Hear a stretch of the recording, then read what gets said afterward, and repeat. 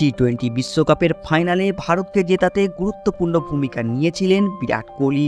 কিন্তু কোহলির সেই 59 বলে 76 রানের ইনিংস এই মুহূর্তে প্রশ্নের মুখে। কোহলির সেই ইনিংস নিয়ে এবার বিস্ফোরক মন্তব্য করলেন ভারতের প্রাক্তন ক্রিকেটার সঞ্জয় মঞ্জরেকর। হ্যাঁ ফ্রেন্ডস, কোহলির এই ইনিংস নিয়ে সঞ্জয় মঞ্জরেকর কী বিস্ফোরক মন্তব্য করেছেন সেটা তো জানাবো আজকের ভিডিওয়। তার আগে তোমাদের কাছে আমার ছোট্ট একটা অনুরোধ, যারা বিরাট কোহলিকে পছন্দ করো তারা অবশ্যই ভিডিওটিতে লাইক করে দিও। আর যারা আমাদের চ্যানেলে নতুন এসেছো তারা চ্যানেলটি সাবস্ক্রাইব করতে পারো, কারণ এই চ্যানেলে ভারতীয় ক্রিকেটের সব সময় তোমরা সঠিক আপডেট পাবে।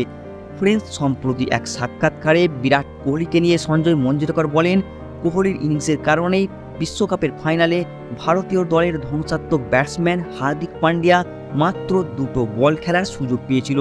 ভারত ব্যাটিং ভালোই করেছিল, কিন্তু কোহলি এমন একটা ইনিংস খেলেছিল যা ভারতকে খাদের কিনারায় দাঁড় করিয়ে দিতে পারত। শেষের দিকে তাই হয়েছিল, বোলাররা এসে দলকে বাঁচিয়েছিল।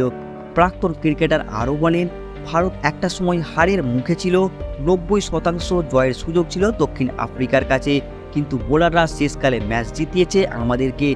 যদি ভারত হারতো নিশ্চিতভাবেই কোহলির ধীরগতির ইনিংস সমালোচনার মুখে পড়ত।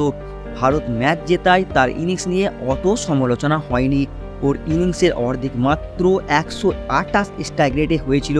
হ্যাঁ ফ্রেন্ডস, আবারও কিন্তু স্ট্রাইক রেট নিয়ে প্রশ্ন করেছেন সঞ্জয় মঞ্জরেকর বিরাট কোহলির। আর আমার কাছে ম্যাচের সেরা একজন বোলারই, হারের মুখ থেকে ওরা জয় ছিনিয়ে নিয়েছে।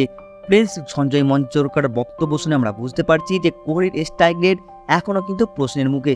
ফ্রেন্ডস, তোমাদের কি মতে বলে যে সঞ্জয় মঞ্জরেকরের মন্তব্য কি কোহলির সম্পর্কে ঠিক না ভুল? তোমরা কিন্তু অবশ্যই নিচে কমেন্ট বক্সে লিখে জানিয়ে দেবে। আর ভিডিওটি দেখার জন্য অসংখ্য ধন্যবাদ।